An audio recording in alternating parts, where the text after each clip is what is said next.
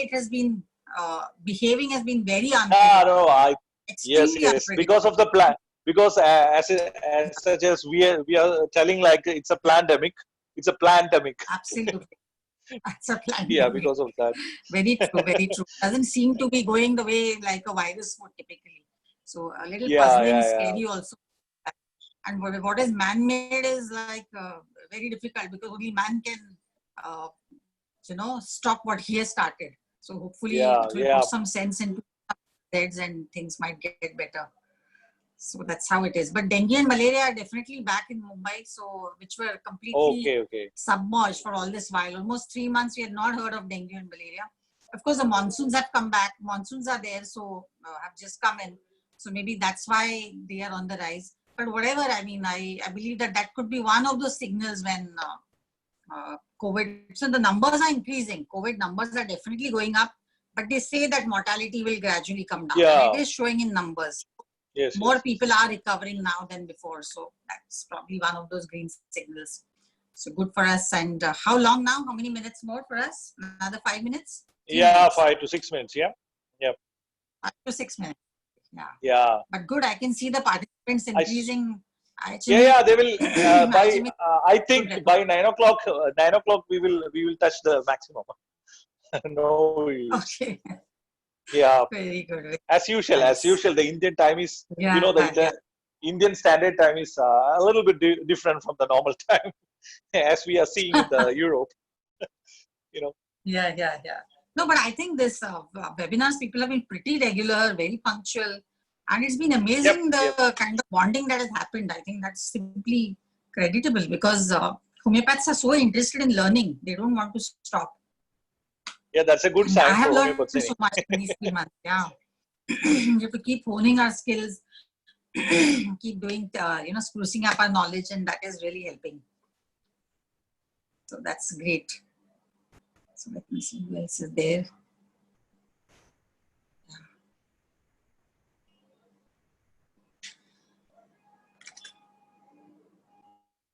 Your assistant is Runali Kaur, right? Yes, Yes, yes. Dr. Vinith, I'm here. Yeah. Oh, Yeah, Runali. she's there. Okay, okay. Nice meeting you. Huh? Yes, sir. Yeah. Yes, yes, yes. Runali was there. So, And I think we all met at Dr. Vitulka's in Bangalore, seminar right? in Bangalore. Right. My team Okay, was okay. there with me, and you were Yeah, I also know. there. I remember we met in the airport. Yes. First, we met in the airport, right? Yes. Yeah. Very Okay, true. right. Very true. Very true. That was a Yeah. great time we had at that time. Superb. So wonderful. Everybody in for today's lecture. Good.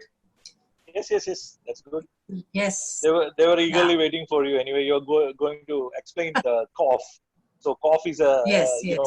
it's a difficult thing to the harness and Yeah. all. Very So, true. Very. And now in this particular time, I think this cough is a very hot topic. Everybody yep. is dealing with cough in some way or the other. Yeah. So that way, I think Sometimes people are afraid of taking cough now because they don't know whether the guy is coming with a COVID or not. So, absolutely, you're afraid to even cough in because even if you cough a bit in public, people are suspicious of you. yes, So yes, yes. We that is can't one more cough. problem. So Yeah, that's a but thing if you going to know happen in the what future. means, You can sneeze or cough in a yes, public. You will be sued. yeah, I think they're going to do it like that. yes, yes, yes. Kerala has made it compulsory for the whole year, right? You have to wear Yeah, masks yeah. They uniformly. made an ordinance for 1 year, or otherwise, another thing is coming That's up. good actually, because Yeah, that's the key to actually stopping the infections. Because there's no other way right now. We can see prevention is the only thing. So that's good. So can we now? I think yes. yeah. We have 3 more minutes. Huh? We'll 3 more we'll minutes. start at 8:30. We'll start. Right, right. Good evening. Somebody just wished us all good evening. Thank you Yeah. very much. Good to see you all here. I can see some of my friends here, my colleagues. Some people I've met earlier. Very nice. Let me see. Yeah. Yeah, I think Dr. Bindu was also here some time ago. Very I nice think to see her. yeah. Bitu is not now, but she was there. She was there, I think, some time ago. Yes, yes, yes. But I can see some friends, unknown names. Very nice. Welcome all. It's amazing. Yeah, nice. So this is good. You know, what happens with webinars is that you can connect with practically everybody from every corner of the world. There's Yeah. simply no boundaries here. So no linguistic boundaries, no cultural boundaries, no racial boundaries, no national boundaries. We're all Yeah. one. Yeah, Yes, that's so the main theme of homeopathy, holistic. Absolutely. Yes. Very true. Very true. Very true. Yeah. So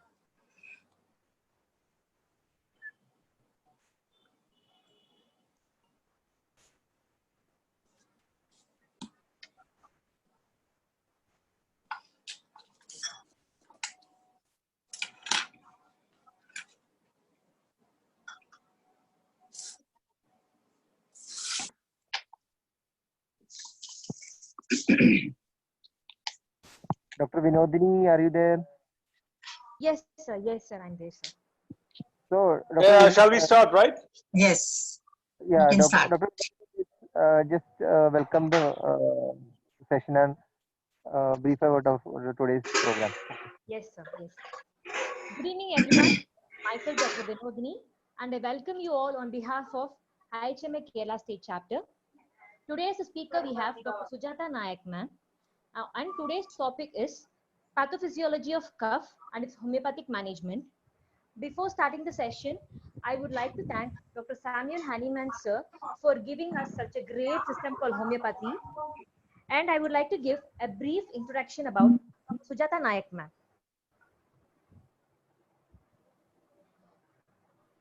Dr. Sujata Nayak, a clinically trained homeopath, has done the graduation from CMP Homeopathy Medical College, Mumbai, and post-graduation in homeopathic repertory from Mumbai University.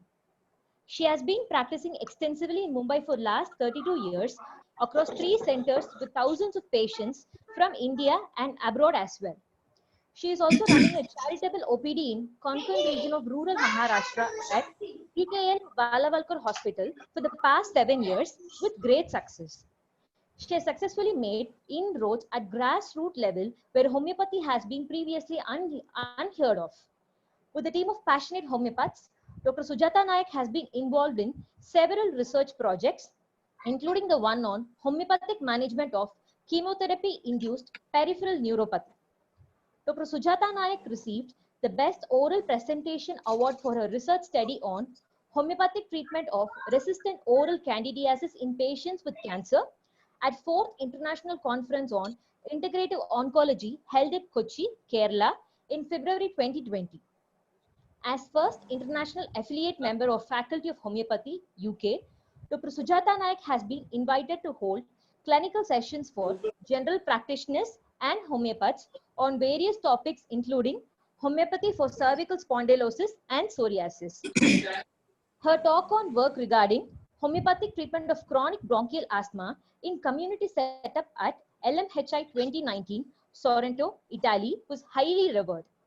The retrospective study on resistant tinea carried out at Rural Hospital was presented by Dr. Sujata Nayak at LMHI 2018, Cape Town, and Faculty of Homeopathy Congress 2018, Liverpool Conferences has been widely appreciated. Dr. Sujata Nayak was awarded the first place for her research poster presentation on PCOS and its homeopathic management at the first International Conference on Alternative Medicine held by Ayush Department in November 2017 at Dubai. Dr. Sujata Nayak is a prolific writer, columnist, orator. Dr. Nayak has been regularly invited as a speaker at various national and international health forums. Her book, Wellness Shots, a compilation of health and wellness tips posted on social media, has been listed by Nation Press in bestseller category. Her latest book, Wellness Capsule, has started gathering very great reviews. Ma'am, it is our privilege to have you in today's session, ma'am. Thanks for accepting the invite. Thank you very much. I would also like to introduce a moderator for today's session, Dr. Vineet Siddharthan, sir. So please, sir.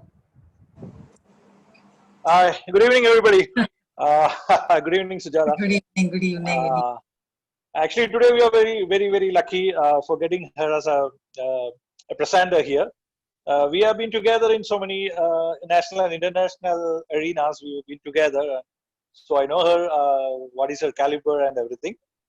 So it's a good time. We have to learn so many things from her. So Sujata, please go on. I'll be here. I will moderate Yes, the yes, things. Yeah. So we can make an right. interactive session, something like Yes, that. So if the sure. participants have some queries, you just message and we will Yes. clear that in the end. Okay. Okay. Sure. Okay, Sure. Sujata. Yeah, Yes. please. Right.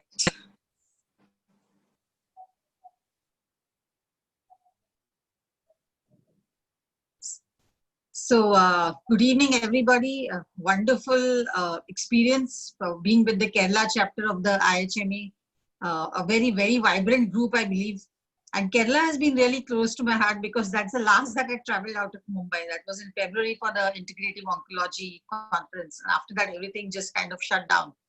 So I carry very fond memories of that trip, especially because of the way it culminated into me getting that award. So that was also very special. But all in all, Kerala has been really on the forefront, whether it's education, whether it is tourism, and whether it is homeopathy. So in every way, Kerala has been in the forefront. And now even in this COVID battle, Kerala has shown what we need to do. And if we do things in time, how we can actually avert a major calamity. So cheers to all the Keralites out there. And welcome all the friends who have joined in from whichever part of the world, whichever part of India. Today, the topic that I have chosen, my team and me, we were actually thinking when the invite came to conduct this webinar, I was in two minds whether there were a couple of other topics. People said that now COVID is absolutely hot, so something regarding COVID. But I think it's coming out of everybody's ears and nose and brains now. So instead of directly approaching the webinar with only COVID in mind, I thought let's take up a symptom which is so common and which has so much of nuisance value, whether it's for the patient or for the doctor, and that is cough. And although it seems such a innocuous kind of a symptom, cough, what is there in cough? But as we proceed in this lecture, you realize that cough has so many connotations. It can be from being a minor psychogenic disorder to the deepest pathological state. Cough can traverse all these levels. And what is the significance of each kind of cough? How homeopathy can deal with cough in different ways. That is what we are going to see today. So the topic of my discussion, and today joining me on this, first, thank you very much, Vineet, for that wonderful, for being there, and Dr. Vinodini for introducing me so well. Thank you very much. And today, screen sharing is being done by my associate, my colleague, my assistant in my research group, Dr. Runali Puri. And I have a team of assistants, and without them, I would have been nothing really. It's a joint effort, it's a team effort. And everything that I'm going to present is a culmination of all the joint effort that we have been taking over this. So Runali is going to do the screen sharing. And the topic of our discussion today is cough, its pathophysiology, and its homeopathic approach. I plan to finish the session in 45 minutes to an hour so that we have time for some interaction. Too much of lecturing can get a bit boring. So let's make it interactive. Let me share what I know and let me learn from you also. So let's make it a very open kind of a session. So just going through the preliminaries, what is cough? Cough is actually nothing but a reflex action. It's a protective action of the body to clear our airways of mucus or any kind of irritant or a noxious substance that is there like dust or smoke. And it's a forceful expulsion of air from the lungs that helps us to clear the secretion. So if there is something there, you cough and you try to remove it, that's a completely protective mechanism. So foreign bodies, irritants from the airway, and it can be voluntary or reflex to airway irritant. So you can actually simulate a cough. So you know how, so acting out a cough is much simpler than acting out other pathologies. So it is voluntary and it is also reflex. Now, pathophysiology of cough is, we know the triggers like smoke and perfume, scents, strong irritants, then throat irritation or tickling in the throat, that can also bring on a cough. Fumes, so people working in industrial areas, you know, the noxious effluents from there, those can also irritate the passage. Speech, some people when they talk too much, even they would have a kind of a cough. Exercise can induce cough. Cold, dry air. Eating, some people get worse when they eat something, and we know the kind of cough that comes because of a reflux of the gastroesophageal contents and humidity. So these are the common causes, common triggers in which could actually lead to a cough. And what happens in this is, Runali, I'd like to go back a bit, please. The earlier slide, yes. So what happens is that the trigger, the noxious influence, when it enters the pharynx or the larynx and goes to the trachea and then to the lung parenchyma, where the cough is induced. What actually happens is that the cough receptors, which are there, which line the mucous lining of the lung, they will carry these impulses to the cortical center in the brain, where the cough, you're going to get the signal for the cough, the message for the cough. That's how it starts. Next one. Yeah, so you can see this in the cough reflex arc. So you can see the afferent nerves, which actually carry the message from the receptors, the mechanical, chemical receptors of the respiratory tract, of the pericardium, esophagus, the diaphragm, and the stomach. So they carry it to the cough center in the medulla, from where the efferent nerves, the nerves which carry the message from the brain to the muscles, they will carry that message, and then the expiratory muscles of the respiratory tract are going to induce the cough. What we hear as cough is a mechanism which is induced by the expiratory muscles of the respiratory tract. Yeah, next one. Yeah, so people who join in late can always put a message if they want a brief of what has happened. So in case they feel lost at what has happened, you can just put a message and we can just quickly recap what we have already said. Yeah, next slide, please. Yeah. So yeah, this is done, cough reflex arc. We'll go to the next one. Yeah, now what are the causes of cough? Now we know the common causes of cough are infection, most important. What are infection? This is the most common. So whether it's an upper respiratory infection, whether it's a lower respiratory infection, so upper respiratory could be laryngitis, tracheitis, then the bronchitis, alveolitis, pneumonitis, pneumonia. So these are and whooping cough, of course, which is very, which is the common thing, the pertussis. So these are the infective causes of cough. And of course, chronic. So this is the acute ones. And in chronic ones, you can have, most important is pulmonary tuberculosis. And a persistent, non-controllable kind of a cough, which goes on for weeks together. First thing you need to rule out, especially in a country like India, is pulmonary tuberculosis. And of course, chronic bronchitis leading to asthma, and bronchiectasis and lung abscess, which is rare, but it is one of the causes for chronic cough. Very often the cough doesn't subside, and then when they do a CT scan, they realize that there has been an abscess which is untreated. And of course, there'll be constitutional symptoms, systemic symptoms also, like a fever which might go with it. And then the other one is the mechanical irritation, inhalation of the dust, especially pneumoconiosis. These are occupational hazards. So people living in damp, cold surroundings where there is no sun, no sunlight, or people living in industrial areas. So you have these occupational hazards which can affect the lung. So here you can have irritant gases, the chemical fumes, tobacco, of course, that is one more major reason for cough. And foreign body in the larynx or bronchi, these are one of the causes. So any foreign body, if you have a child, a mother brings a child with a cough which is of acute onset, a dry kind of cough with desire to expel, first rule out a foreign body. So it could be a 25 paise coin, or it could be a small piece of rubber, it could be a pencil, small part of a pencil. These are the things children generally tend to ingest, and they inhale it invariably. So, and the postnasal drip in chronic sinusitis. This is a very, very common cause of mechanical irritation. Then, of course, the other less known causes are pulmonary edema, then irritation of the pleura like pleurisy and pleuritis, and the reflux part of the cough, which happens in gastroesophageal reflux disease. It can happen in hiatus hernia. This is very common. Thermal stimulus. Now, some people have very strong allergens to either allergies to very cold climate or very hot climate, and that's how the cough can get induced. Habit cough, habitual cough can also happen. Some people, even after the infection is over, post-infective cough, after the infection is over, they continue to have this chronic lingering cough. Then it becomes a kind of a habitual cough. There's the last one known as the psychogenic cough. Now, this is something that is last on the list, and when everything else has been ruled out, all the pathologies have been ruled out, all the morbidities have been ruled out, this is the part of the differential diagnosis. And a lot of people have these nervous, irritating coughs which continue for weeks together, for months together. And especially for homeopaths, we know how important that is, because we believe that there has to be a psychological trigger to many factors, many problems which do not get better over the long run. And especially in chronic problems, a chronic cough, we'll try and get to the root of it. We take the entire history, make sure that constitutional prescribing is done, and only then the cough will go. So once all the morbidities and all the pathologies have been ruled out, the obvious pathologies have been ruled out, then this is one of the causes of cough, and that is psychogenic cough. Now, you may not have a pure psychogenic cough. Very often, psychogenic cough can coexist with the other factors.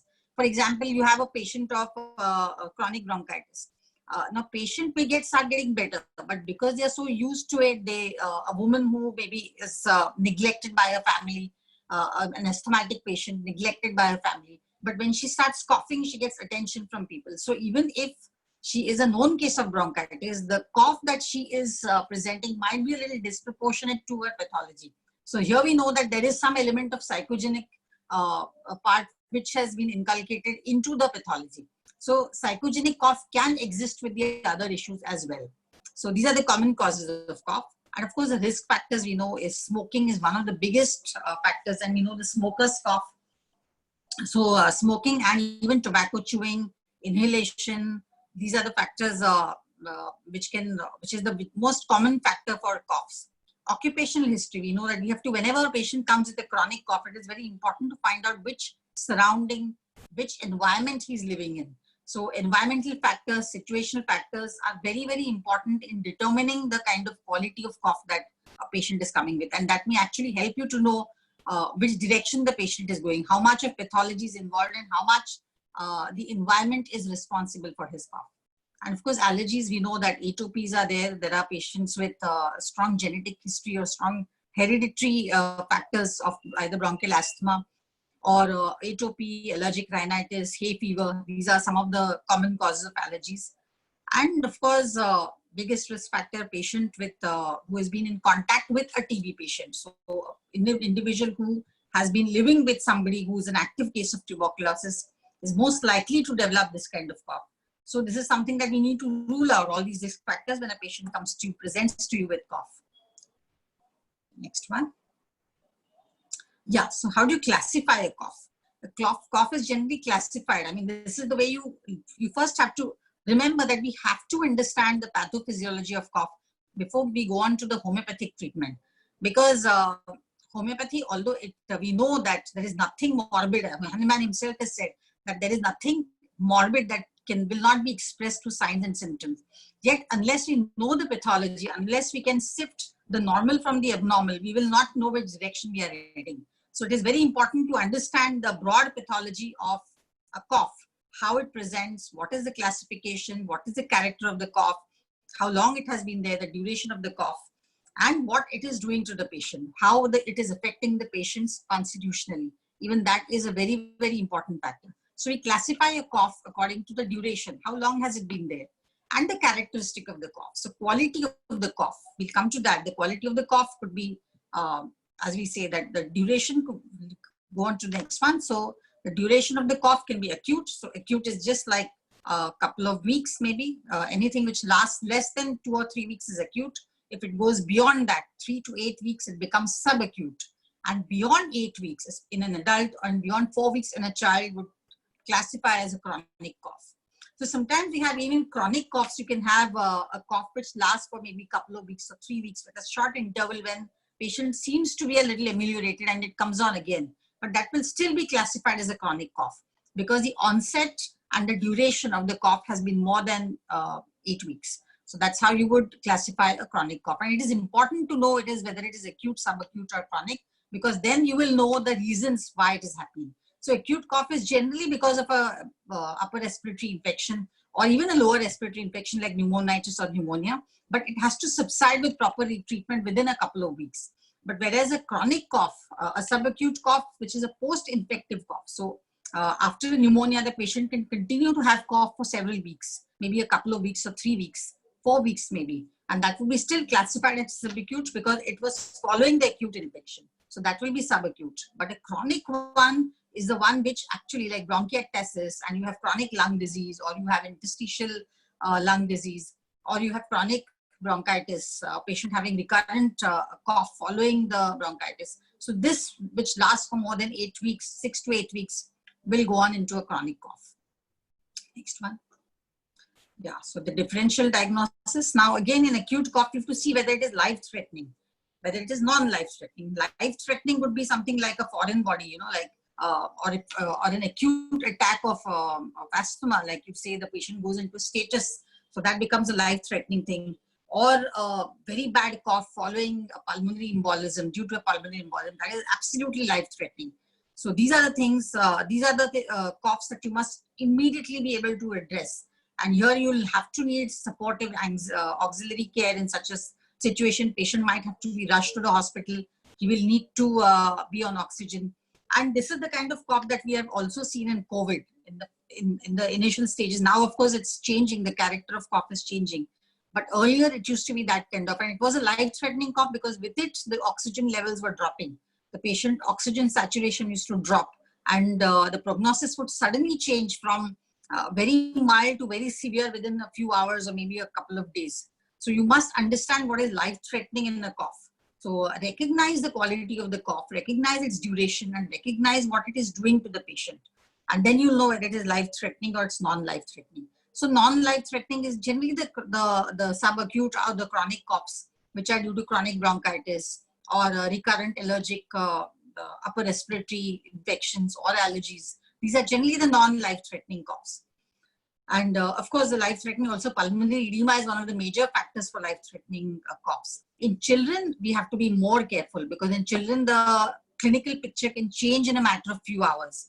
So whether it's bronchiolitis, pneumonitis, or whether it is frank pneumonia, or even a child with a wheezing attack, you have to make sure that you have to recognize how toxic the problem the child is, whether you check his pulse, check whether the child, check the respiratory rate, check the movement of the chest, movement of the abdomen, if it is purely abdominal breathing, if the child is weak, cold, not responding, dull, listless, make sure that you get the child admitted to the hospital and start him on bronchodilators and IV fluids. So never take chances with children. An acute cough can become life-threatening within no time. So this is the differential diagnosis of acute cough. Now let us go on to the next one. Yeah. So this is a subacute cough. This subacute and chronic are very generally intermingled within each other. So subacute, it's a very small classification, but that generally happens, as I said, in a post-infective stage. But a chronic cough, in bronchiectasis, in ILD, in patients with lung fibrosis, in in smokers with chronic coughs, in asthmatics, this is something that needs to be addressed in the long run. And this is where homeopathy has a very big role to play. You will see, even in acute cough, of course, but in chronic cough, we have a very, very big role to play because their conventional medicine has very little to offer in terms of chronic cough. So next one. Yeah. So a classification of the cough also can be done according to the characteristics of the cough. That is how it presents, what is the nature of the cough, the pattern of the cough, how it sounds. These are the important things. So the quality of the cough and the timing, that will determine the characteristic, because quality is like whether it is dry, whether it is wet, whether it is productive, non-productive, whooping cough, paroxysmal cough, as we say. These are and cough related to pulmonary edema. So the quality of the cough has to be determined, and the timing of the cough. The timing of the cough will also indicates its pathology. So whether it's during the day or whether it's during the night. Generally, night coughs are in bronchial asthma, as we see, or even in certain cases of bronchiectasis. And daytime, you can have the pneumonitis, the pneumonia coughs are generally during the day. So infective coughs don't generally differentiate between day and night. But an allergic cough, like a bronchial asthma cough, will generally come on in the night.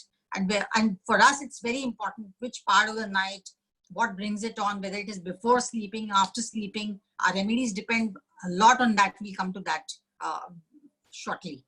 So we've come to the quality and the timing of the cough. Yeah. And very important is whether the cough is dry or unproductive, whether it is wet or productive, whether it's paroxysmal. So dry or unproductive is generally in acute upper respiratory infections. So a cold, and then the child or even the adult will develop a little bit of irritation in the upper passage, will have a dry cough without much of expectoration. A wet or a productive cough comes in the second part of the infection. An upper respiratory or a lower respiratory infection.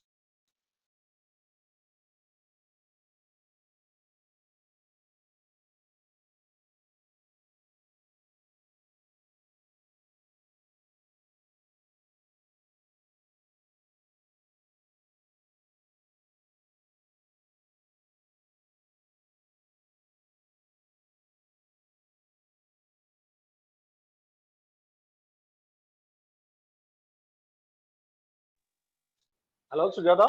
Hello. The audio is not getting now. Hello.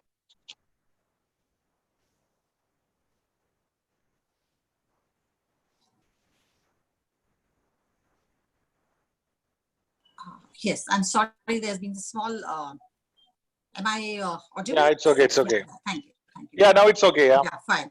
So the paroxysmal and then the cough with wheezing. We know that in bronchitis, in acute and chronic bronchitis, the cough generally presents with wheezing. So you can have a chronic bronchitis, a chronic asthma patient presenting with an acute wheezing attack. So the problem is chronic, but the cough is acute. So these people generally have episodic cough problems, and they come with that in particular season, or when they have a specific exposure to an irritating factor. So whether it's the weather, or whether it's food, or whether it's cold water or cold breeze, any of these things could be the triggers. So yes, there is somebody saying, please could you repeat, ma'am? Now what would you want me to repeat? Please throw some light on. Okay, acute cough. You want me to go back to the acute cough slide? Okay, please go back. Yeah, somebody was asking like that. Yeah. So we can go back to the acute cough. Yes. So acute, as I said, that we can have, there are three categories: the life-threatening, the non-life-threatening, and in children. Because in children, the demarcation between life-threatening and non-life-threatening is very, very thin. So we have to quickly act on a cough in children. So, but the first two categories generally apply to adults. And life-threatening will be what, as I said, in a foreign body, bad pneumonia, acute pneumonia, or acute exacerbation of asthma, as I said, status asthmaticus. So that can get life-threatening, or even acute pericarditis in a cough, a cardiac cough in left ventricular failure. These are life-threatening situations. So this kind of cough, you have to, as a clinician, you must know how to recognize that. So generally, a left ventricular failure cough will present with night aggravation. The patient cannot lie down. He will get up and he's very, very breathless. He cannot, and that cough is generally worse by slightest exertion. The left ventricular cough is worse by slightest exertion. An asthmatic attack cough doesn't really, is not associated with any exertional factors, but they generally have air hunger. They want to go to the window. They need air. They cannot lie down. They want to sit up. They want a fan. Most of the time, this is what it is. Of course, whenever there's a PQRS in that, that's how the homeopathic remedy is then given according to that. And then life-threatening, if non-life-threatening would be, of course, acute bronchitis, or you have upper respiratory infection coughs, or sometimes hypersensitivity to certain things. These are the acute but non-life-threatening coughs. And in children, as I said, bronchiolitis, bronchitis, pneumonitis, these are the kind of infections that will lead to coughs.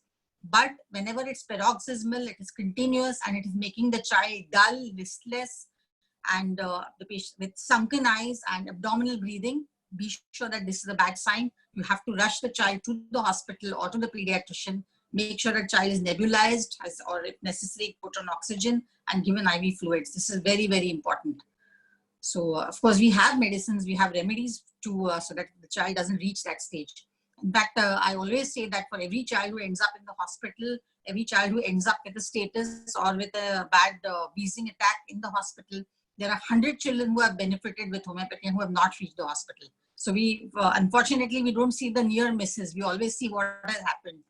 So this is the homeopathy works so subtly, so gently, that sometimes people are even suspicious of whether it worked at all.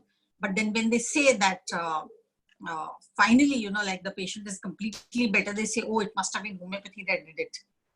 Okay, this is by the way, I think we will, because there are a lot of people with queries, but we will have the last half an hour only for question answers. So you can note down your questions and I will be very happy to answer at that time, because we would not want, an obstruction to the PPTs, because there are people who have logged in right from the beginning and it would be unfair if I have to go back again and again. So a few important types of cough with their character, as I said, dry, unproductive, wet, or productive, paroxysmal, and cough with wheezing. Can we go to the next one? Yeah. So of course, I had to mention that the productive cough is generally in bronchitis, in pneumonia, bronchiectasis, and non-productive is in pure wheezing attacks in asthma. In interstitial lung disease, it's always a non-productive cough. In viral infections, very often, like in COVID, the cough is absolutely non-productive. And then in another condition, most of the viral infections, including influenza also, you have a non-productive dry cough. And the nocturnal cough is always in asthma. Asthma generally has a nocturnal cough. All the asthmatics will have a night aggravation. So that's not really a PQRS, you know. So if you know what is common, what is general, you'll be able to know what is then PQRS. Otherwise, every patient will look like arsenic album. So, and of course, the seasonal variations are also there in coughs. Like some people have winter coughs, some have summer coughs, some have spring catarrhs, and some have at the onset of rainy season, especially the hypersensitive individual. And then the allergic rhinitis and sinusitis. So these are the conditions that generally come under the non-threatening kind of coughs. Okay, now we come to the main aspect, and that is the homeopathic perspective. I just skimmed through the pathophysiology because we just must know what are the types of cough. We must know how they develop. We must know the duration of the cough. We must know how long it has been there with the patient and what it is doing to the patient and the character of the cough to determine the pathology. Once we know the pathology, once we have determined, we have made our diagnosis, whether it is bronchitis, bronchiolitis, pneumonia, suspected of course, because we will need to confirm with laboratory diagnosis as well. But once we know that this is the area, it's not upper respiratory, it's lower respiratory, it's with the lung, it's not just with the larynx or the trachea. This much at least every homeopath must know. We must know, see the trick, the best homeopath is the one who knows when not to give homeopathy. Probably there are very few instances where you don't have to give, where homeopathy is not going to work, but there are instances where you need to also consult conventional medicine doctors. And that's where, homeopathy can play a very big role in having a fantastic strike rate as far as cures are concerned. Half our problems, where we don't succeed with the patient is not because homeopathy has failed, but because we have failed, the clinician in us has probably not recognized the severity of the problem or has allowed the problem to linger when, the patient is either in a state where he needs to go to the conventional medicine doctors in an emergency. And that should not happen. So you must know the right time to refer, especially in a cough, because you should know that how long the cough has been there and whether it's something that the patient has been learning to live with and it's not affecting his constitution or his general health. But if it is affecting his general health to a great degree, it's a deep-seated pathology, make sure that you involve the other doctors as well. So the homeopathic perspective is about that. Knowing the diagnosis, understanding the clinical significance, understanding the prognosis of the cough, and then bundle it and keep it aside. Don't allow it to come in the way of your homeopathic prescription. Because if you allow the pathology to determine your remedy, then you're going to be really not making the accurate prescription. You're not going to be arriving at the simillimum. What you will be giving is based on partial totality, on pathological totality. And that has to be done only when, in extreme cases, in advanced pathologies where you're not going to get individual symptoms. But in every other case of coughs are are absolutely made for homeopathy. The kind of response that coughs give to homeopathy is amazing. So this is an area which you must not allow our hold to go at all. So make sure that as homeopaths, this is an area which you can treat completely and totally. So let's look at the homeopathic perspective. Yeah, so generally we would like to, although there is, this will give us a broad outline as how to approach the cough. So depending, as I said, that once you know the diagnosis, once you know how long it has been there, the duration of the cough, the character of the cough, and the quality of the cough, that is going to determine the miasm. And once you know the miasm, so these things run concurrently. See, if you look at the type of pathology and the miasm, they actually run parallel. So if you have upper respiratory allergies, or if you have an acute infection, you have a cough, even the first part, the initial stage of pulmonary tuberculosis will all come under SORA. Let's just go to the next slide. I think that's how it is. Yeah. So miasmatic analysis of cough is SORA. So the initial stage of any infection, when it is either upper respiratory or even lower respiratory, but not so distressing to the patient, when pathology is not advanced, and it may be following some kind of you'll always find in a case of SORA, when the SORA miasm is dominating, you can always draw a cause-effect relationship. Whereas as the disease advances, as the pathology advances, it may not be so clear. But in a soric case, when the miasm is still soric, you can always find a cause-effect relationship. For example, the patient will say, oh, I went out in the rain and that's how I developed cough. Or I had ice cream, which I generally don't have. I had ice cream and that's how I developed a sore throat. Or the mother will say that the child has had a haircut and the wheezing attack started after that. So these are all still in the soric miasm. So where the cause-effect relationship is very evident, it's very easy for you to make the homeopathic picture, draw the homeopathic picture, very easy for you to give the remedy. So this is where, this is at the stage where you would try and target the illness and try to abort the problem at its outset. Especially in children, it's much easier in children. Most of the adults will approach a homeopath in case of cough when it becomes a little generally subacute or chronic, never in the acute state. They'll try and suppress it with the other medication. And the next one is pseudosora. Yeah. So pseudosora is also one of the components of SORA itself, but generally in this condition is most of the patients will either come with something which is very deceptively acute. For example, as I said, the acute wheezing attack of a chronic bronchitis patient. And it may appear very innocuous, very simple to look at, but behind that is a much deeper pathology. And so the manifestation, although appears like a soric manifestation, it might be a psychotic, a tubercular, or a syphilitic manifestation behind it. So that's the pseudosora. And then, of course, the psychotic cough, where it's mostly productive. So all the cases of bronchitis, chronic bronchitis, bronchiectasis, interstitial lung disease will go into psychosis. So sometimes the expectoration is there, but patient is not able to expectorate. Or the chronic coughs of smokers also will come under psychosis. And syphilis is the advanced stage, when you have there's pulmonary edema, or there is pericarditis, or bad pleural effusion. So these are or even neoplasms. So chronic, when there was cancer is caused leading to chronic coughs, which is not resolving. This is the stage where you know that it's a syphilitic kind of a presentation. Next one. We'll come to that by and by. So if anybody has any questions on that, I'll be very happy to answer. But we have to go to there's a lot of stuff that I'd like to share with you. So I'd rather not dwell on the miasmatic aspect too much, because we have to talk about coughs and the different remedies. So treatment regarding coughs is selection of the homeopathic remedy for cough. What does it depend on? It depends mainly on the causations. What caused it? What was the ailments from? What started the cough? So what generally leads to this kind of cough? So whether it's acute or chronic. So in acute, you will always say, oh, this was the cause, whether it was getting wet in the rain, having ice cream, having a cold drink, having ice drinks, or going out in a dusty atmosphere, or change of weather. These are the causations generally in an acute condition you'll see. But in chronic, there'll be a pattern you will see. The patient will say that this was what happens every year.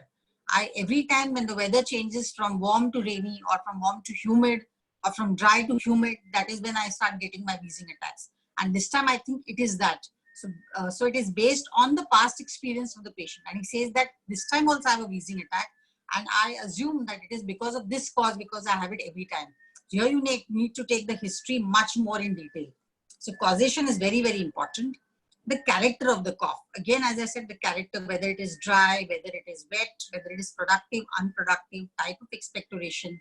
Very, very important, because that is the expectoration factor is given a lot of importance in homeopathy. And of course, the modalities. So what makes it better? What makes it worse? Whether particular seasonal variations are there. There are any peculiar personal variations to this. So sometimes, a patient may say that I never have a problem with ice cream. I can eat as much ice cream as I can. I have no problem with that. I never have any sore throat.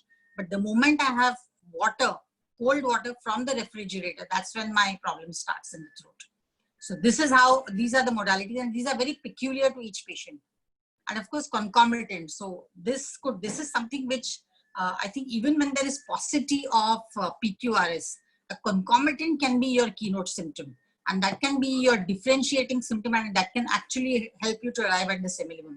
So concomitants are extremely important in case taking, whether it is acute, especially in acute prescribing, in subacute prescribing, and where you are taking a short case. So concomitants can actually lead you to the perfect semilimum. Right. Then, yes, so we go on to the next one. Yeah, and like for example, causations can be anything. Like for us, we give so much importance to anger, a cough arising from anger. So you think of antimonide, you think of colocin, you think of chamomilla, ignatia, staphylos aureus. These are the remedies which come from when there is aggravation from anger. So when a person says that I felt that somebody died in the family and the patient developed this nervous psychogenic cough, think of ignatia. Or a person who has heard, oh, the neighbor has died of COVID and I might also get COVID, and she starts and gets so dull and so scared of this news that he starts coughing. Think of gelsemium. So these are some of the, this is something you can actually target the causation of the cough, and then your remedy is absolutely given to you on a platter. And even lifestyle diseases, for example, people living in very damp surroundings when there is no sun, there is no sunlight, not enough ventilation. Think of Dulcamara, Natrum Sulph. These are the remedies which will always come up. So even all antipsychotic remedies will be indicated in such situations. Or even when there's not enough air, so you think of or not enough ventilation. Nux moschata is also one of the remedies, I think. And then modalities, as I said, modalities are very important. And yeah, then next one is, yeah. Now let us go to the remedies for the cough. Now these are the, now remember one thing, friends, is that you can never say that this is the remedy for cough. Every remedy of Materia Medica is a remedy for cough if it is indicated. But having said that, you know, we have seen that whenever you are into clinical practice, you will see that more often than not, there is a set of remedies, like maybe about 25, 30 remedies, which come up again and again. You know, even though you repertorize the case, you make sure that you have a perfect, well-taken case, even then you might still see that there are certain remedies which keep coming up. So the remedy which has an affinity for the respiratory tract, the mucus lining of the respiratory tract, a remedy which also covers the character of the cough, the quality of the cough, the symptoms of the patient, and the mental state that he is in. That is your similimums. And more often than not, these are the remedies which will always come up. And for example, why arsenic album, you know, which was thought of by the CCRH, is still the front runner in terms of COVID cough, because it covers the entire pathophysiology of the COVID cough, right from the inflammatory stage of the lung parenchyma to the necrotic stage, because this is something which was promulgated, I think, about a month into when we were into COVID, that it is not the inflammation or the infection, but it is more often the thromboembolic phenomena which is actually causing sudden deaths. So if you look at thrombosis, you know, in lung parenchyma, arsenic album is the front runner. It is the main remedy. And again, necrosis. So there is no remedy which is as effective, as particular in terms of its affinity to the mucus lining of the respiratory and the gastrointestinal tract. So today when we see that the COVID presentation is changing from the respiratory tract to the GI tract, arsenic album continues to be indicated, because even there it has an affinity for the mucus lining of the GI tract. And all the kind of patients that present with vomiting and loose motions, with the kind of fever and the distress, the emotional and the mental distress that patients present with COVID, arsenic album is covering it. So it still remains, so whichever cough that you take, arsenic album is going to come in most of them. And if it covers the entire spectrum of the patient's symptoms, then that can be the remedy. So don't be surprised that, you know, every time you repertorize a case and these are the remedies that come up again and again. So am I going wrong? What about the rare remedies? Am I going wrong in my working? Because these are the, so am I giving specifics? No, you are still giving the constitutional treatment. You're still giving the similimum, but it is covering the entire spectrum. Plus you will see that most of these remedies are very well proven. So that is why they are more often than not indicated. So never feel that your remedy is wrong. If it is indicated, it is, however common it may be, it may still be your right remedy. We often have this feeling that the rarer the problem, the more rare the remedy should be. You will not believe we have treated cancers with belladonna. We have treated acne with thuja. We have treated warts with sulfur. So, homeopath should be that unprejudiced, that open about his prescriptions. So if you slot yourself, you're never going to be a true homeopath. So be open, and if the remedy is there in front of you, if you've taken your symptoms right, your case right, if you've analyzed it right, you've taken the right rubrics, and if you have repertorized your case well, so it doesn't matter if the remedy is common, what does it matter? Even if it's a case of interstitial lung disease, and if you see pulsatilla coming up, wonderful, why not? You might think, oh, why am I not getting laurocerasis? Why am I not getting camphor? Why am I not getting bromium? Why am I acid nitricum? These remedies should be coming up. But homeopathic constitutional prescribing is exactly, this is the beauty of homeopathic prescribing, that our remedies are interchangeable. They can be applied anywhere for anything as long as it is the indicated remedy, as long as it is the similum. So let's go to the remedies for cough, because you should be well versed in the type of cough that these remedies have. So we just go through that. These are the remedies that generally come up in some cough or the other. So if you decide to repertorize, this is an exercise that all of us can do. But when a patient comes with cough, you start demarcating whether it's a wet cough, a paroxysmal cough. You can make a chart, and you can see that these remedies will always come up somewhere or the other. We have done this very often. We have just taken the cough symptoms, and we have even taken the entire case and repertorized it. But then you get the indicated remedy, the similum, it will still show up. Even if it's not the first remedy, the second, the third, or maybe the seventh or the eighth, but it will be there in the first 10, no matter how much you try to push it out. So that's called ruling out the remedy. So remedies for cough. Here, this is aconite. We all know aconite is one of the most common, and I would say it's one of the most wonderful remedies for cough, because in all acute coughs, think of aconite first. So if it's a dry cough, it starts suddenly with, and it's a distressing cough to the patient, especially in children, in winters or in dry weathers, aconite is the remedy. It's a dry, short cough, generally not a deep or a paroxysmal cough. It's a very dry cough. And you can, here, as I said, it's very easy to find out the cause effect. So in aconite, there'll always be some exposure to a draft of cold air, a draft of dry air. Patient has gone out, child went out to play in the wind or the breeze, came back with this dry cough. Give aconite a couple of doses and you see the difference. And arsenic album, how can we get over this? The world knows us now. The world has finally recognized homeopathy because of arsenic album. We have much to thank arsenic album for.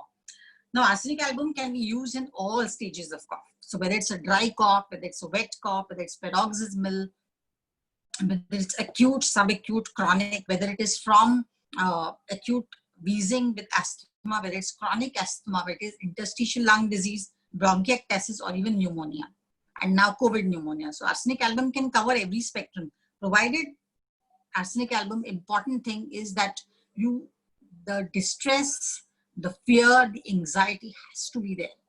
That is the association with every case of arsenic album. You cannot have arsenic album patient coughing, sitting in bed very quietly and reading a book. He has to be in extreme distress. That fear of death, fear of impending doom, fear that something going to happen, fear of death, fear of lying down, fear of dark, fear of dying when alone. All these symptoms are generally present when the arsenic patient is coughing. So even if the cough is from an upper respiratory cause, the distress of arsenic will be still there. And that is important because that is the differentiating factor of arsenic. So that is the drug you cannot miss. And these are the factors, they have to be there. An arsenic patient is very thirsty, but he cannot drink water. He'll have only sips of water. This is one more important thing. They're generally very chilly, cannot bear draft. They are generally want to be covered. They'll have a blanket around them. But these are things. I think the mental state of arsenic is very important, no matter which pathology you're treating. So, and you cannot miss it. So that's arsenic album. Belladonna, as we know, again, acute cough. How will you differentiate it? Important is a very flushed face when they cough. They become very, very red. And generally in a child with tonsillar infection or an upper respiratory infection, you see that the palate is red, the face is red and flushed when the child coughs. This is belladonna. Bryonia cough. Bryonia is one more remedy that has been a lifesaver in COVID. Believe me, the coughs that have been treated by Bryonia would probably put all the nebulizers to shame. It has been that fantastic, and we have found very, very good results. I think a lot of homeopaths will agree with that. Most of the bryonia cases will complain of a dry cough.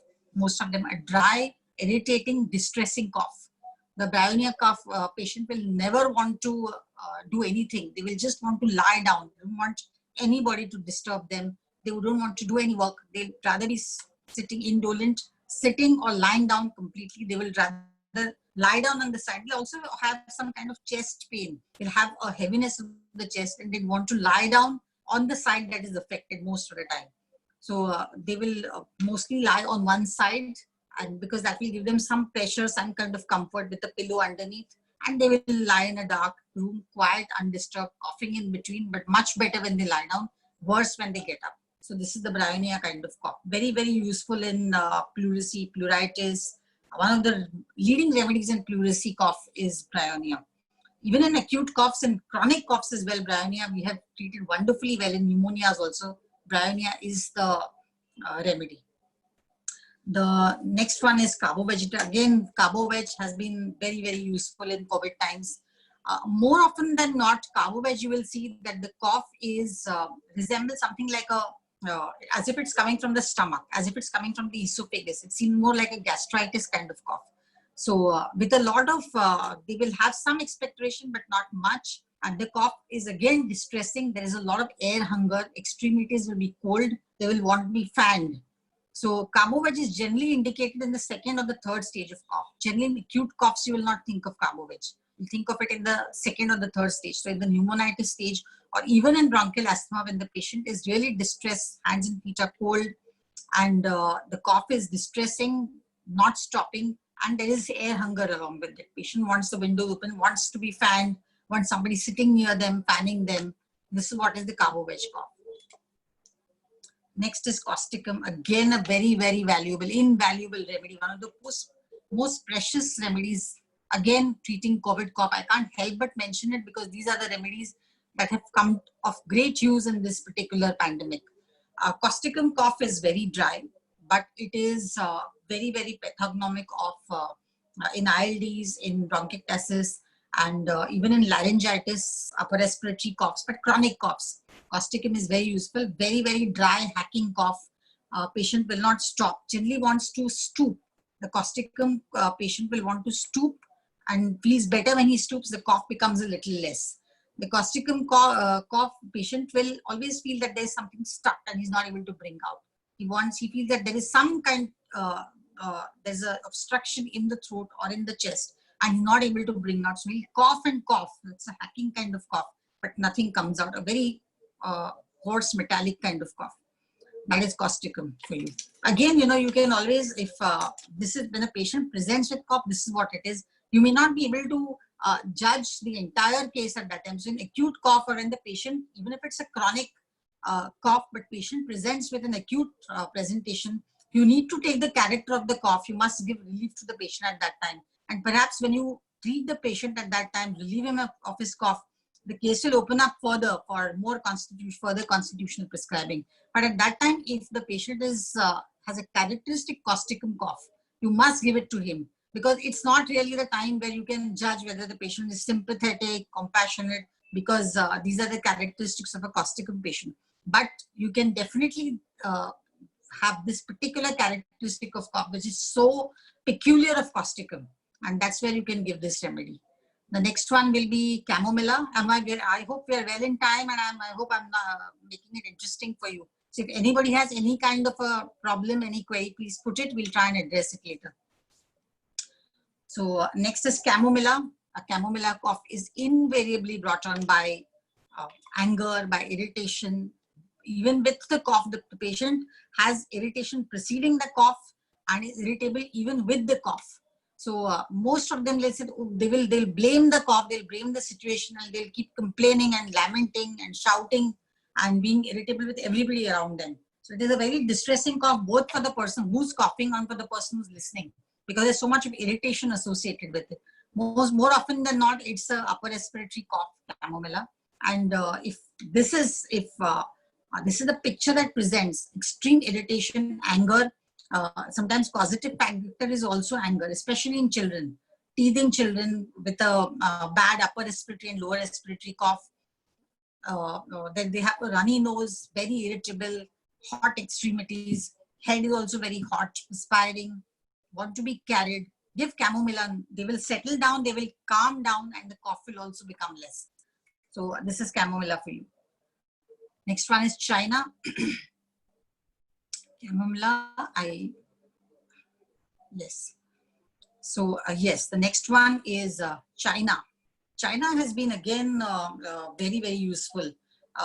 We have seen China in patients who present with, this is very recent, I'll give you a case also.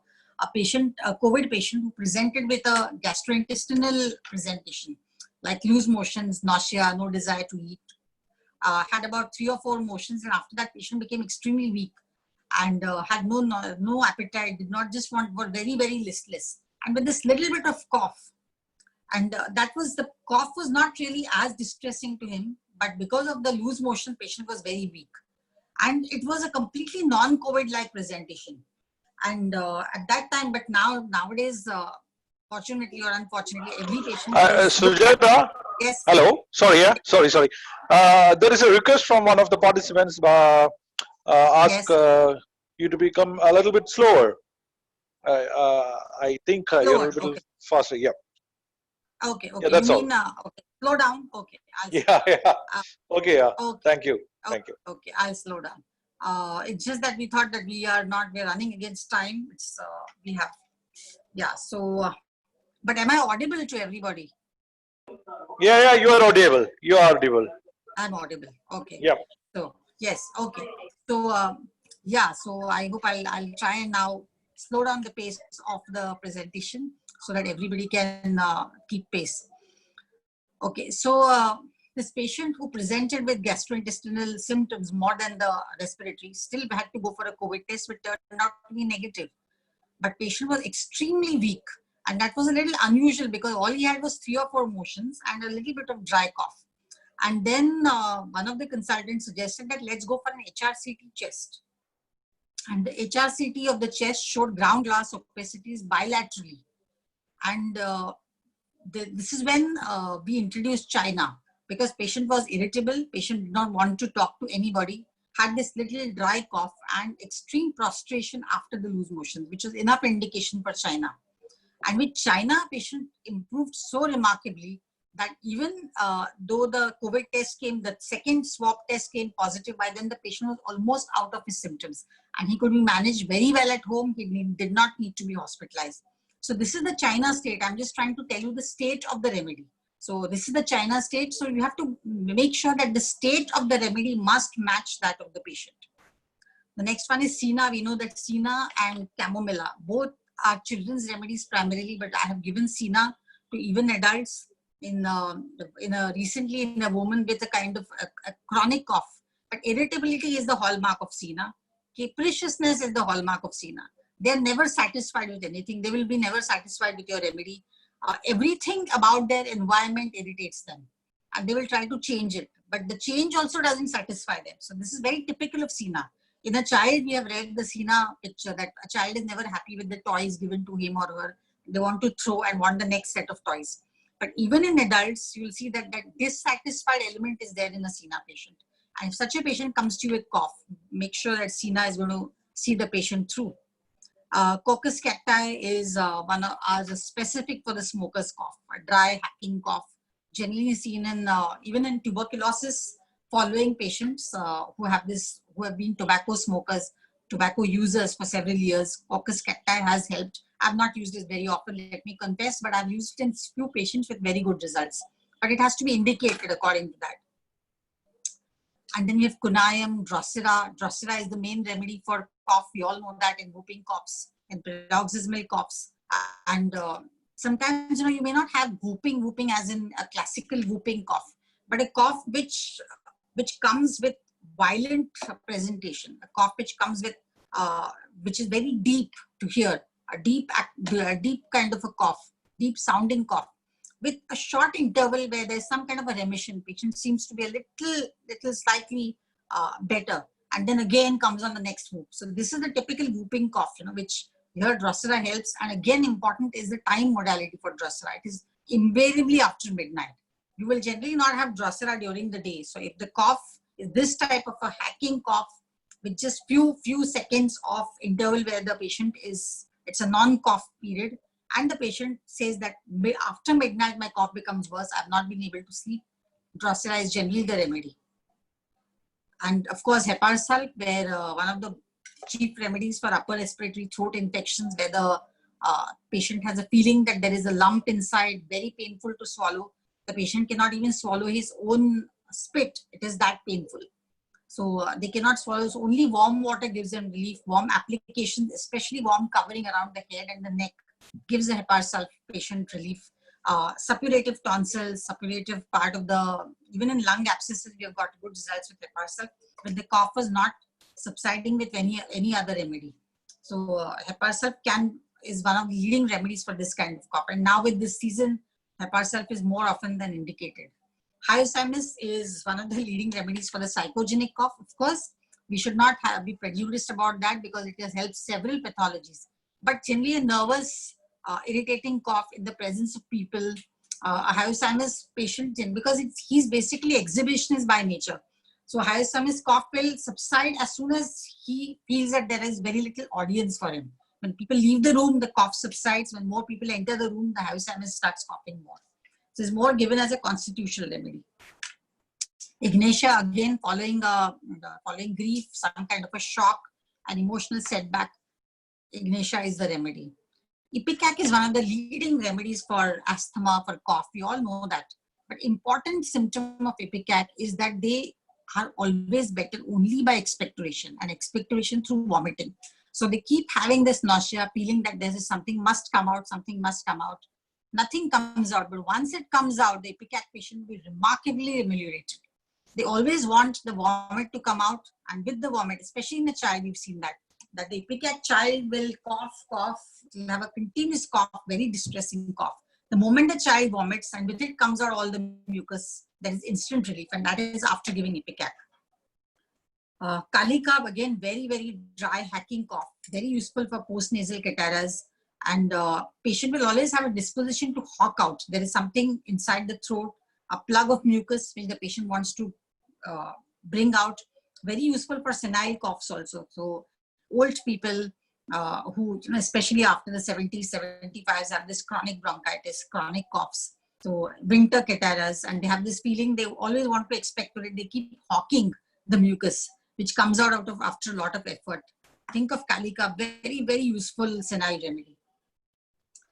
And lachesis, generally when it's an inflammatory kind of onset, the inflammatory causation, they have generally, it's a left-sided remedy, but you will see that there will be pseudomembranes. You will see that there is a purplish kind of, reddish purplish kind of, when as soon as you see the patient's throat, you will see a reddish purplish kind of a membrane there.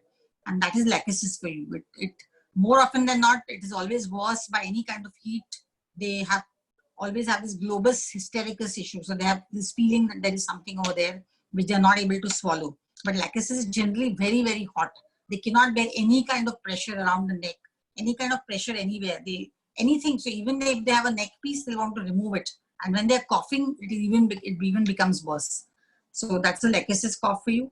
We have then lycopodium, Merxol, we have natrum mur, phosphorus. All these are very, very important remedies in cough.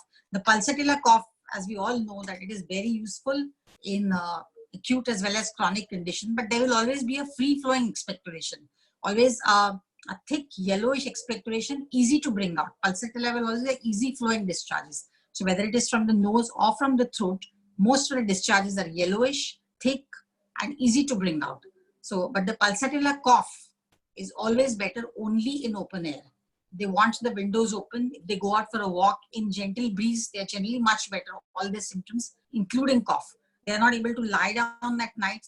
So this is the difference between arsenic album cough and pulsatilla. Both of them have night cough. Pulsatilla will also want to get up and sit to relieve the cough, but they will want the doors and windows open, and mentally they are not that distressed as much as arsenic album are. So that's the difference between pulsatilla and arsenic. Arsenic will also ask for sips of water, which pulsatilla will not. Rumex is one more remedy which has worked very well in this season. Very dry cough, rasping cough, absolutely no discharge, no expectoration, but very distressing, and it's very irritating to hear, as if, I mean, this is what I have personally experienced in a Rumex cough, as if somebody is, crackling paper. That kind of a cough they have, and you'll just want the person to stop because it's so irritating to the ears, the Rumex cough. And it has worked wonderfully in the COVID cough. CPR is one of the remedies that I'd like to mention. Although many people will not give it for cough, but I found it extremely useful for night coughs. Sorry for that. So, example of a CPR cough. We had this patient walking into our clinic one day, and this man came with his young daughter, about 6 years old. And he did not identify himself, although he was a critical care specialist from one of the leading hospitals in Mumbai. And he did not identify himself. He just said that I walked into your clinic because my child has been suffering from cough for more than 3 months. And I have she's undergone all the investigations. The language that he was speaking, I thought that he knows a lot of medical language, medical lingo. And even then he did not reveal that he was a doctor. But then I took the case. I found that this girl was extremely exhausted. So I asked her, how does the cough make you feel? She said, tired. I'm tired of my cough. And she wasn't looking weak or sick, but she was just looking exhausted, fatigued, and tired. So, and the kind of cough, of course, the modalities of CPR were also there.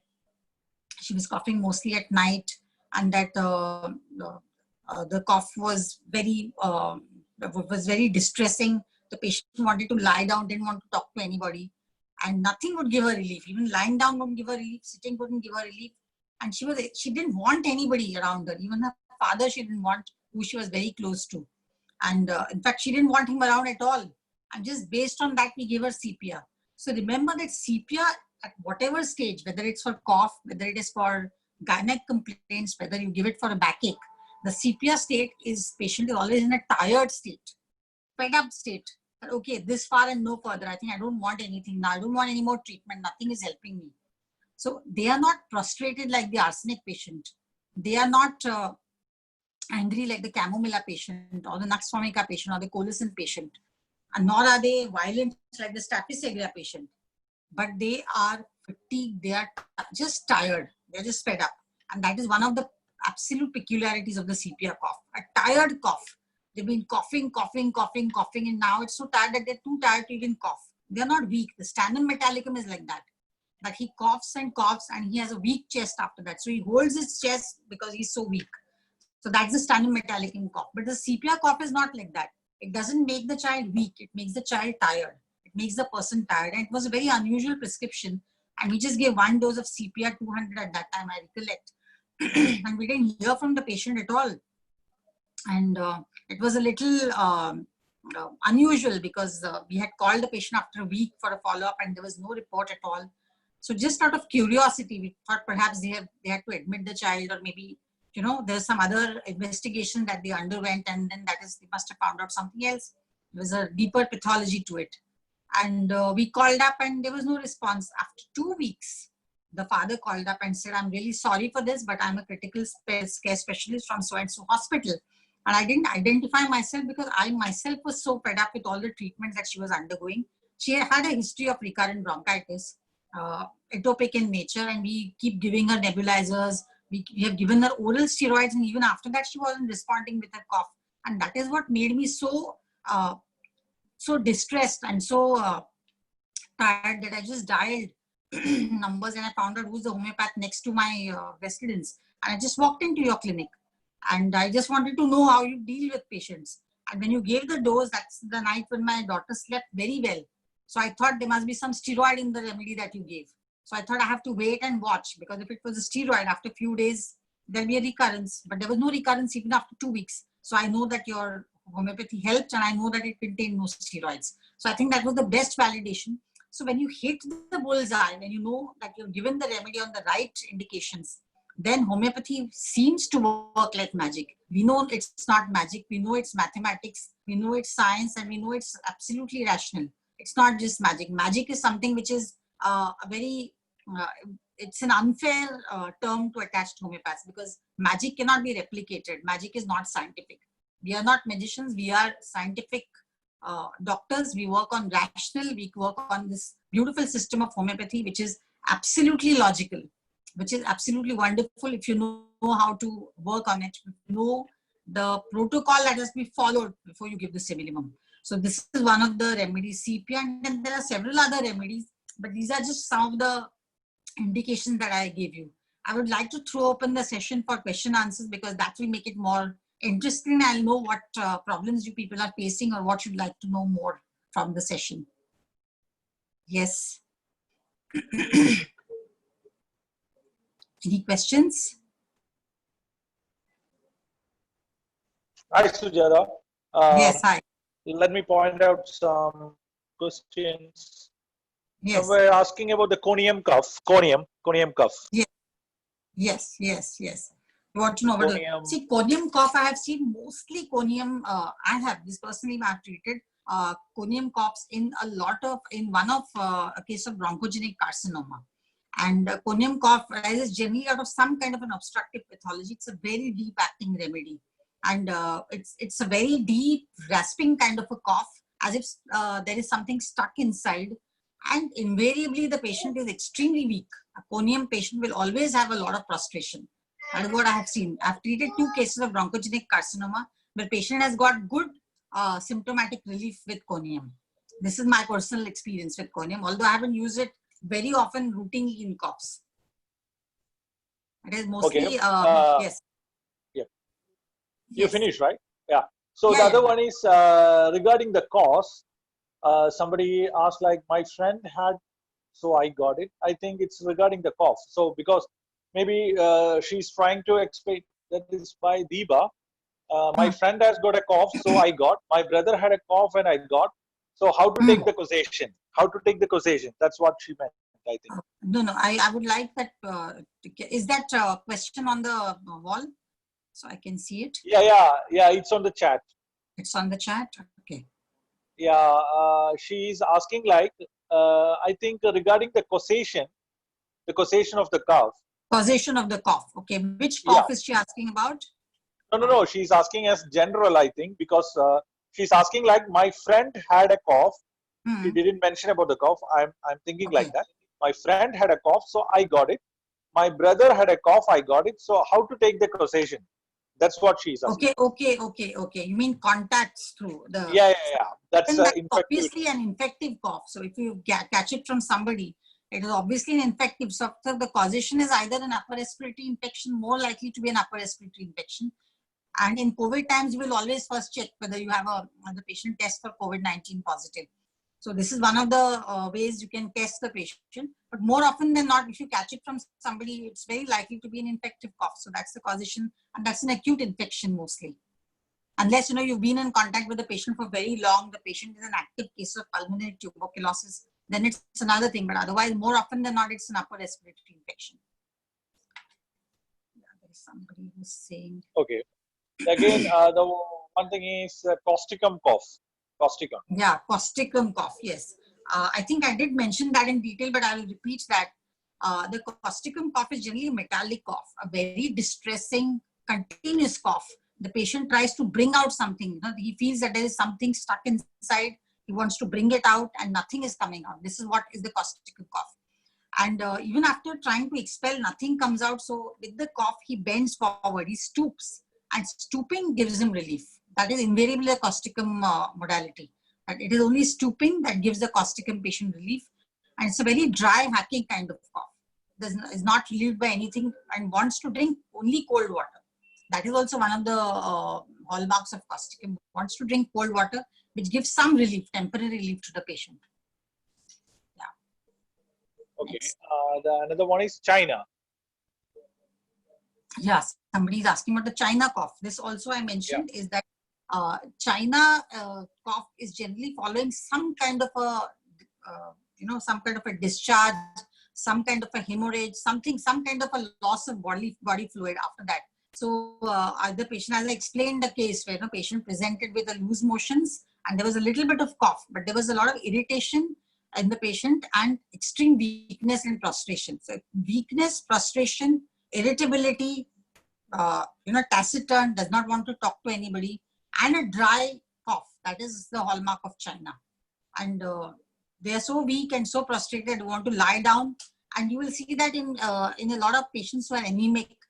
We have seen that in patients who present, who are chronically anemic, especially the thalassemia trait people are chronically anemic, and when they develop a cough, it doesn't go away quickly. So that's where China can also help. Yes. Okay. Anything? Yeah. Another one is Squilla. Squilla.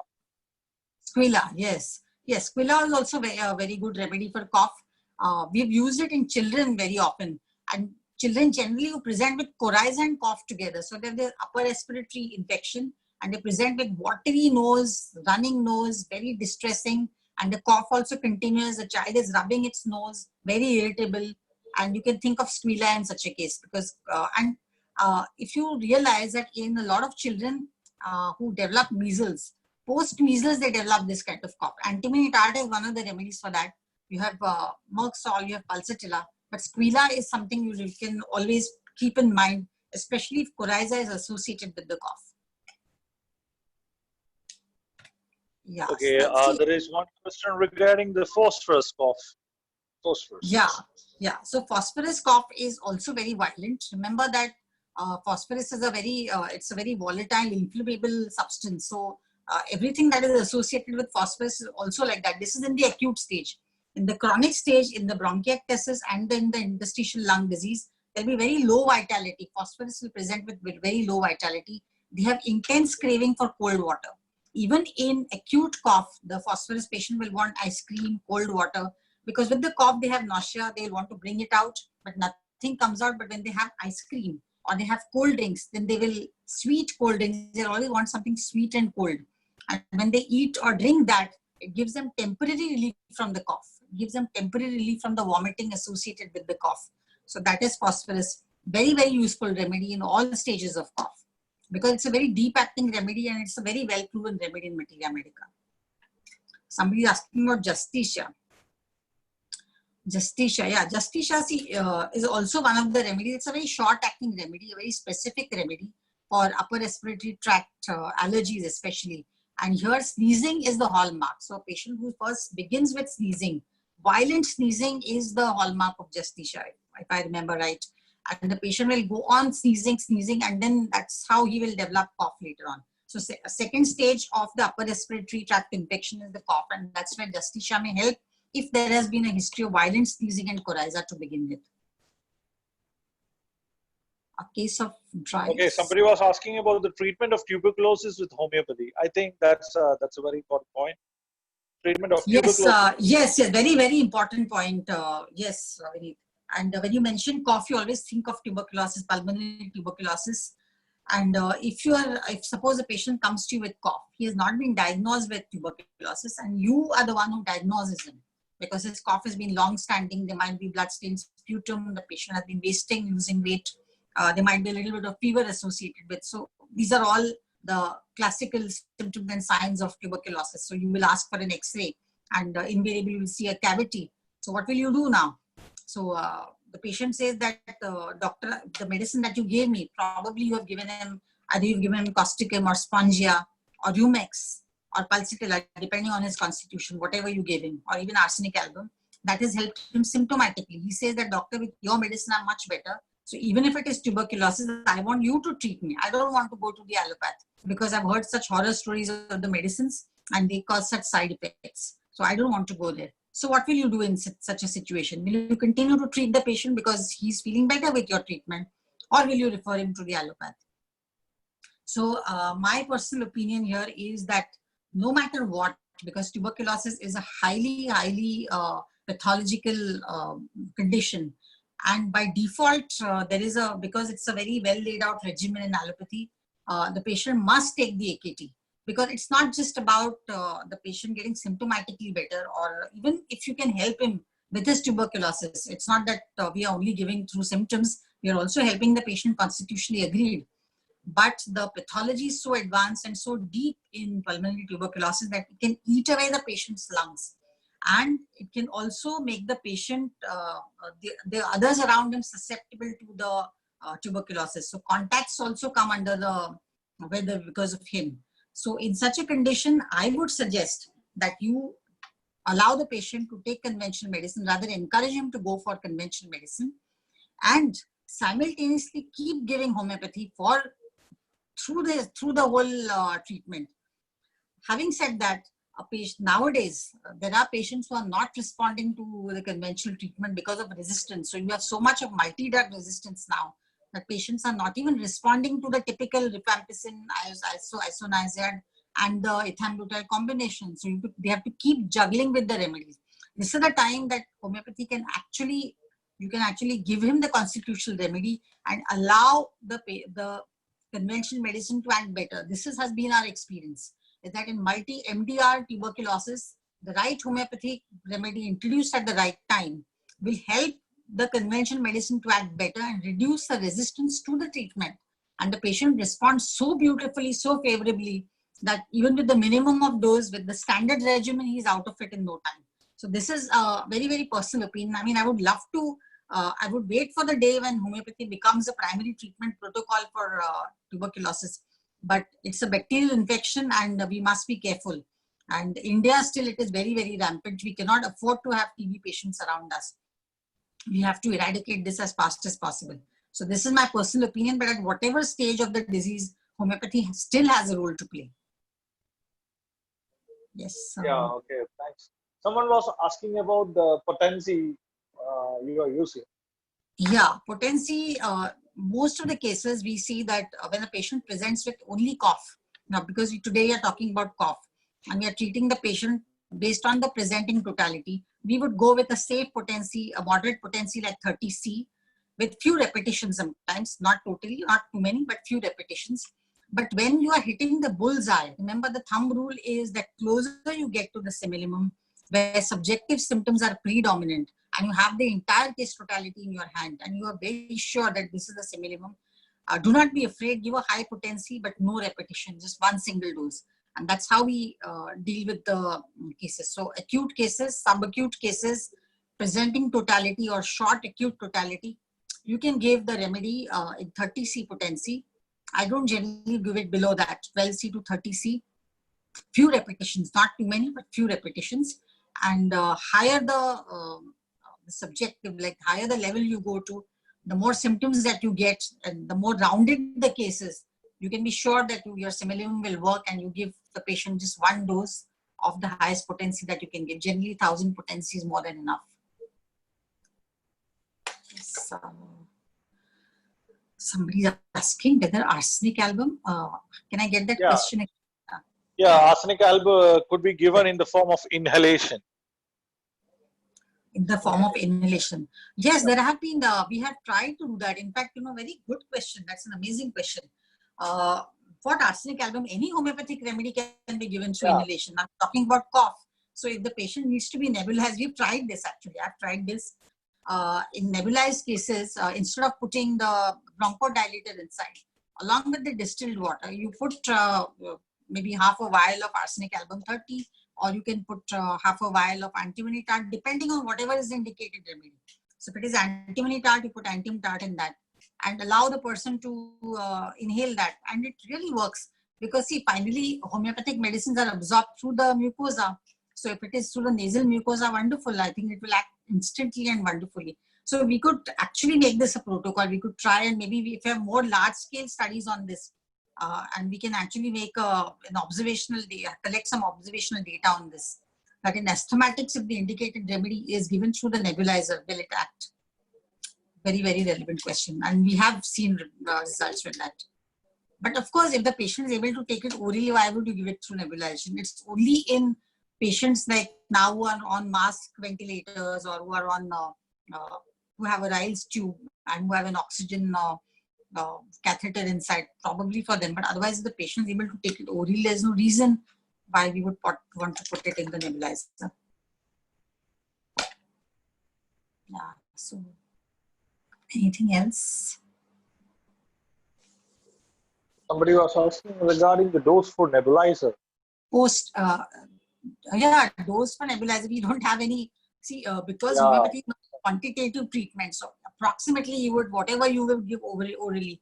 So I said, say maybe half a vial of the dilution. So if you have a 1 gram bottle, maybe 1/4 of that, because you need to match the proportion of distilled water. So maybe half a vial of that you could add and give. You could try this. There's no harm done at all. Next one. How can we give our Somebody was medicine asking highly what- set? Pardon? Yeah. Someone was asking regarding the administration of medicine in highly sensitive patients or idiosyncratic patients. I think he may be asking regarding the potency or reputation or something like that. Yes, so even I really have not come across patients who are hypersensitive to a particular potency. Very, very rare. I mean, in my 30 years of practice, I've not had a single patient who has where we thought that, okay, it was the potency which was a problem and we had to change the potency for the patient to get less sensitive. More often than not, these are anecdotal. The potency from 30 to 200 C are very safe. You would never have a problem. You don't even have to go to the 1000 potency very often. So 30 C, I think, is the safest one, and that should be a standardized potency for most of the prescriptions. So even in the COVID protocol, we have seen that 30 C has been recommended by the CCRH also in all their protocol literature. Yeah, someone has been asking regarding the cough related with the gastroesophageal reflux. Yes. GERD. Yep. So, yeah, so this is also, as I said, in the subacute and the chronic conditions, GERD is a very common condition. So, you know, the patient says that because of acidity, I have this cough. And a lot of people have that because of reflux esophagitis. And the remedies here commonly would be, again, arsenic album, carbo-veg is there, pulsatilla is there. Lycopodium is one of the remedies where even hiatus hernia patients are respond very well to lycopodium. Nux vomica is there.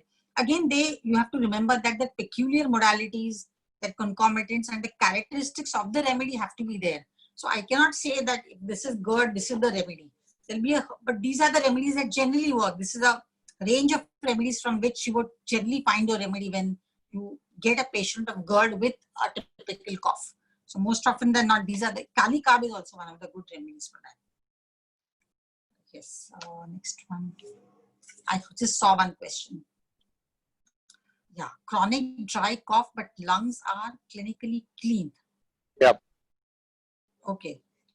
So then it is, then it's not a lung, it's not a deep-seated cough. It's more often either it's a laryngeal cough, it's a pharyngeal cough, it's a GERD issue, but it could be a laryngitis, chronic laryngitis.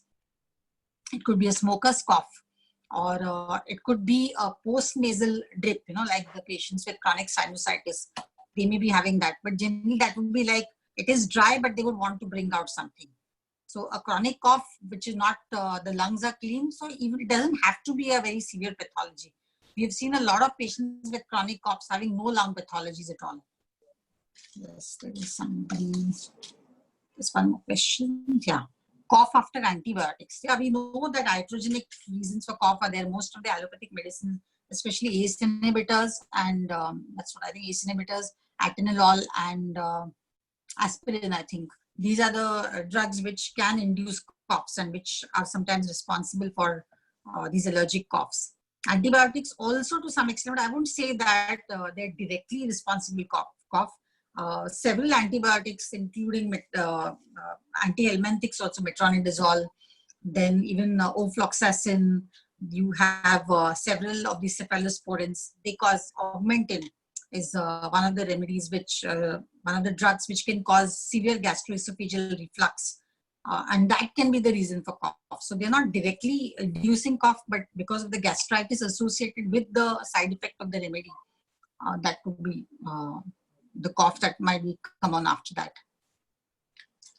Yes, cough after TB get cured.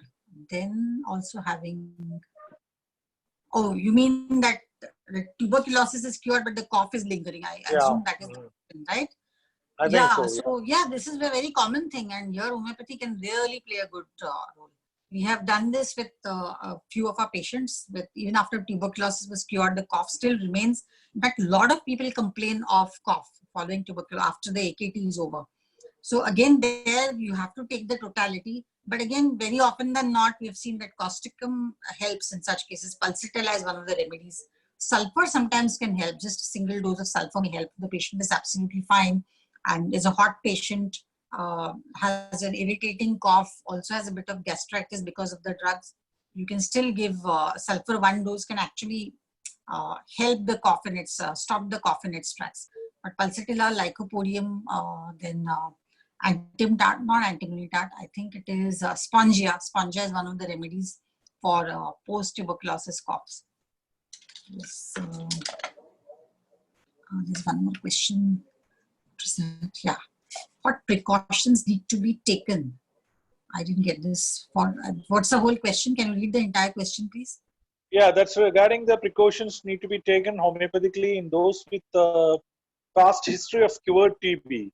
There is, I think, there is no need to take any precautions because the past yeah, I mean the history- general precaution that you would take for any infection, obviously. Yeah. But homeopathically, remember always is that you never treat pathology.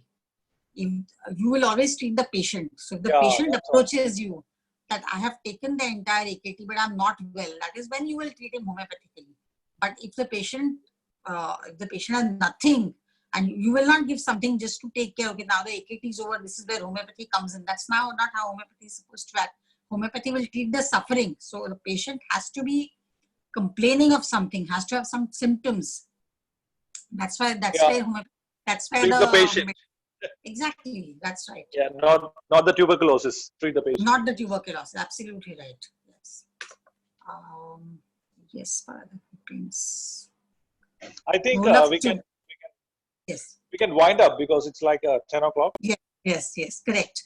Yes, it could just go on and on. This is yes, somebody just said about tuberculum and bacillinum. Yeah, they are good anti-miasmatic remedies, good specific remedies also. Bacillinum is excellent in AKT patients completed the entire tuberculosis treatment, but then end up with some fungal infection because the immunity, the susceptibility has to show itself. So there'll be some level, there'll be some expression at a dermatological level. So if you give a dose of bacillinum, probably that might just help in kickstarting the cure for the fungal dose. Right. So I think we can conclude this. Thank you, Sujata. Yes. Thank you for the nice session. Thank you. I think Dr. Vinodini can have a vote of thanks. Yes, sir. Sure, sir. Yeah. Thank you, Vinodini. Yeah, please carry on. Yes.